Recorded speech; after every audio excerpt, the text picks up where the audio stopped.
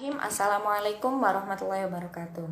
Ismi Wilda Nadia Warok Mudaftari Isnen Sifrun Arba Wahid Sifrun Arba Sifrun Talis Sifrun Sifrun Arba Sifrun. Dan di sini saya akan menjelaskan tentang sejarah fonologi secara umum dan sejarah fonologi Arab dan juga tentang fonologi serta tentang beberapa hal tentang fonetik. Yang pertama yaitu sejarah fonologi secara umum. Sejarah fonologi dapat dilacak melalui riwayat pemakaian istilah fonem dari waktu ke waktu. Pada sidang masyarakat linguistik Paris pada 24 Mei 1873, David Desgenetes mengusulkan nama fonem sebagai pandanan kata James Sparklum. Ferdinand de Saussure dalam bukunya Memories sur les systèmes primitifs des voyelles dan les langues indo-européennes, yang artinya memori tentang sistem awal vokal bahasa Indo-Eropa, yang terbit pada tahun 1878, mendefinisikan fonem sebagai prototipe unik dan hipotetik yang berasal dari bermacam-macam bunyi dalam bahasa-bahasa anggotanya. Sejarah fonologi dalam buku ini lebih mengkhususkan membahas tentang mengenai istilah fonem, gambaran mengenai perkembangan fonologi dari waktu ke waktu yang dapat dilihat dari berbagai aliran dalam fonologi. Aliran yang pertama yaitu aliran Kazan dengan tokohnya Mikolas Krzyzewski. Aliran ini mendefinisikan fonem sebagai satuan fonetis tak terbagi yang tidak sama dengan antropofonik yang merupakan kekhasan tiap individu. Tokoh utama aliran Kazan adalah Boudou de Courtenay. Menurut linguis ini, bunyi-bunyi yang secara fonetis berlainan disebut alteran, yang berkerabatan secara historis dan etimologis. Jadi meskipun dilafalkan berbeda, bunyi-bunyi itu berasal dari satu bentuk yang sama. Pada tahun 1880, Courtenay meluncurkan kritiknya terhadap presisi atas beberapa fona yang dianggapnya tidak bermanfaat. Pada tahun 1925, Paul Passy mempertegas kritik tersebut. Aliran yang selanjutnya yaitu aliran Praha. Kelahiran fonologi ditandai dengan preposition 22 atau usulan 22 yang diajukan oleh R. Jacobson, S. Kautsky, dan N. Trubetskoy pada Kongres Internasional 1 pada para linguis di La Haye pada April 1928. Pada tahun 1932, Jacobson mendefinisikan fonem sebagai jumlah ciri fonis yang mampu membedakan bunyi bahasa tertentu dari yang lain. Sebagai cara untuk membedakan makna kata, jadi konsep fonem merupakan sejumlah ciri pembeda. Lalu aliran yang berikutnya itu aliran Amerika. Tokoh aliran ini adalah Edward Sapir, seorang enolog dan linguis yang terutama meneliti bahasa-bahasa Indian Amerika. Menurutnya, sistem fonologi bersifat fungsional. Kiprah Sapir diteruskan oleh penulisnya dari Yale, yaitu Leonard Bloomfield, dengan karyanya Language yang menjadikannya sebagai bapak linguistik di Amerika selama 25 tahun. Pada buku itu, Bloomfield menjelaskan banyak hal tentang definisi-definisi mutakhir tentang fonem, istilah ciri pembeda, zona penyebaran fonem, kriteria dasar dalam menentukan oposisi fonologis, dan banyak hal lainnya. Itu sejarah dan fonologi secara umum. Lalu, sejarah fonologi Arab atau biasa disebut dengan ilmu aswat. Ilmu fonologi sudah ada sebelum adanya agama Islam, tetapi lebih sempurna setelah munculnya agama Islam, terutama saat turunnya Al-Quran. Jauh sebelum Gezoga meneliti pada abad ke-2 Hijriah, fonologi telah memiliki akar historis yang kuat di tanah Arab, tepatnya sejak Al-Quran diturunkan.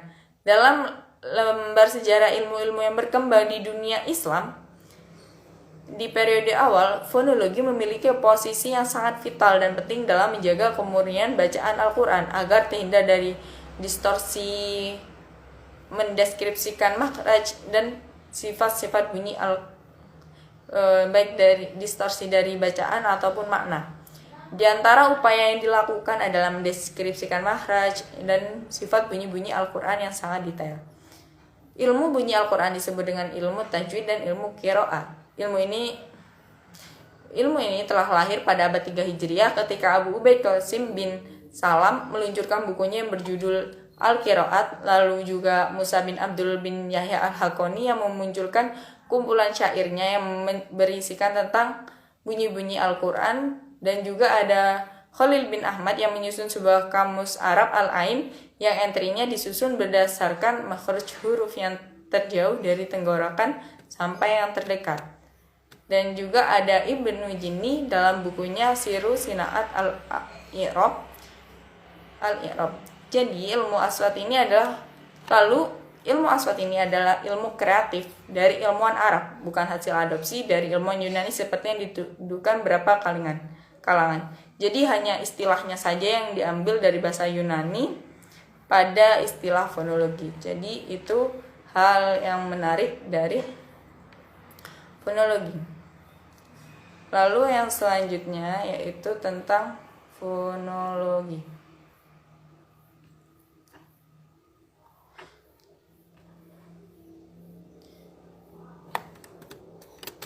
Jadi fonologi itu berasal dari bahasa Yunani, yaitu fon yang arti bunyi dan logos yang artinya ilmu.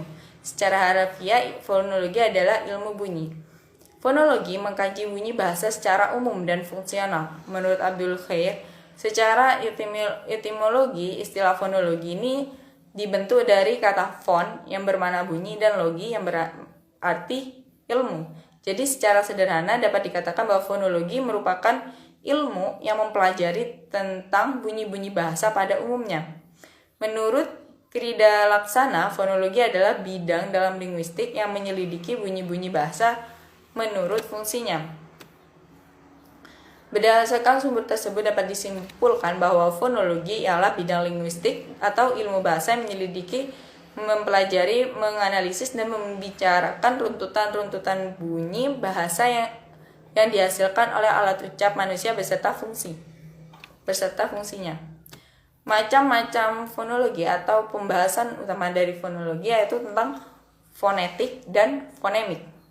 Fonetik adalah ilmu yang mempelajari cara menghasilkan bunyi bahasa atau bagaimana suatu bunyi bahasa diproduksi oleh alat ucap manusia, bunyi yang keluar dari mulut tanpa mendapat hambatan yang menghambat hanya posisi lidah, bentuk bibir, vokal.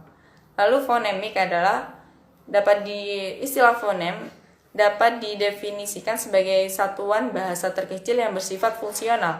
Artinya satuan fonem memiliki fungsi untuk membedakan makna. Jadi secara mudahnya fonetik mengkaji tentang bunyi-bunyi tanpa memperhatikan fungsi dari maknanya, sedangkan fonemik itu mengkaji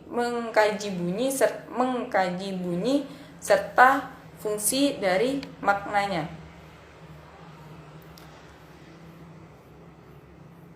Lalu manfaat fonologi dalam penyusunan bahasa. Ejaan adalah peraturan penggambaran atau pelambangan bunyi ujar suatu bahasa. Karena bunyi ujar adalah dua unsur, yaitu segmental dan suprasegmental, ejaan pun menggambarkan atau melambangkan kedua unsur bunyi tersebut. Perlambangan unsur segmental bunyi juga tidak hanya bagaimana melambangkan bunyi-bunyi ujar dalam bentuk tulisan atau huruf, tetapi juga bagaimana menuliskan bunyi-bunyi ujar dalam bentuk kata, frase, klausa, dan kalimat. Bagaimana memenggal kata, bagaimana menuliskan singkatan, nama orang, lambang-lambang teknis keilmuan, dan sebagainya. Perlambangan unsur suprasegmental bunyi ujar menyangkut bagaimana melambangkan tekanan, nada, durasi, jeda, dan intonasi. Perlambangan unsur suprasegmental dikenal dengan tanda baca. Tata cara penulisan bunyi ujar ini biasa memanfaatkan hasil kajian fonologi, terutama hasil kajian fonemik terhadap bahasa yang bersangkutan. Oleh karena itu, hasil kajian terhadap ejaan suatu bahasa disebut ejaan fonemis.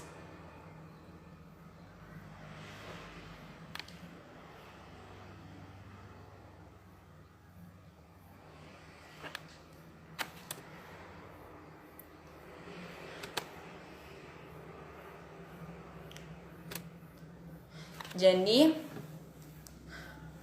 fonologi menduduki peran yang pokok dan urgent dalam pembelajaran huruf hijaiyah. Jadi, fonologi itu memiliki peran yang sangat penting dalam bahasa Arab karena berkaitan dengan bunyi bahasa. Yang selanjutnya saya akan membahas tentang fonetik. Sebagaimana telah diartikan secara singkat tadi, fonetik yaitu cabang linguistik, cabang fonologi yang membahas tentang bunyi tanpa memperhatikan tentang kajian maknanya. Fonetik adalah cabang linguis yang mempelajari bunyi bahasa tanpa memperhatikan apakah bunyi tersebut dapat membedakan arti atau tidak. Itu menurut Danawati. Nah, bunyi semacam itu disebut dengan bunyi netral atau tidak terikat pada bahasa tertentu. Jenis-jenis fonetik. Fonetik dibedakan menjadi 3 jenis, yaitu fonetik artikulatoris, yang disebut juga fonetik organis atau fonetik fisiologis, mempelajari bagaimana bunyi-bunyi bahasa dihasilkan oleh alat-alat bicara. Yang kedua yaitu fonetik akustik, yang mempelajari bunyi-bunyi bahasa menurut aspek-aspek fisiknya. Yang ketiga yaitu fonetik auditoris, yaitu fonetik yang mempelajari bagaimana mekanisme penerimaan bunyi bahasa oleh telinga kita. Yang selanjutnya yaitu bunyi bahasa. Bunyi bahasa merupakan unsur bahasa yang paling kecil. Istilah bunyi bahasa atau phone merupakan terjemahan dari bahasa Inggris, yaitu phone, yang artinya bunyi. Bunyi bahasa menyangkut getaran udara. Bunyi itu terjadi karena dua benda atau lebih bergeseran atau bergesekan atau berbenturan. Nah, jadi sebagai getaran udara, bunyi bahasa merupakan suara yang dikeluarkan oleh mulut, kemudian gelombang-gelombang bunyi sehingga dapat diterima oleh telinga.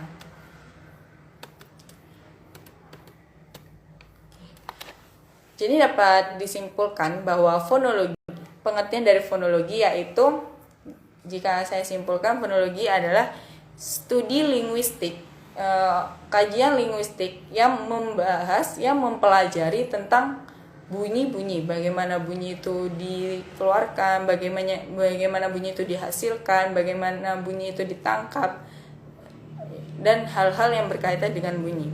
Lalu pada pembagiannya, fonologi itu dibagi menjadi 2, yaitu fonetik dan fonemik.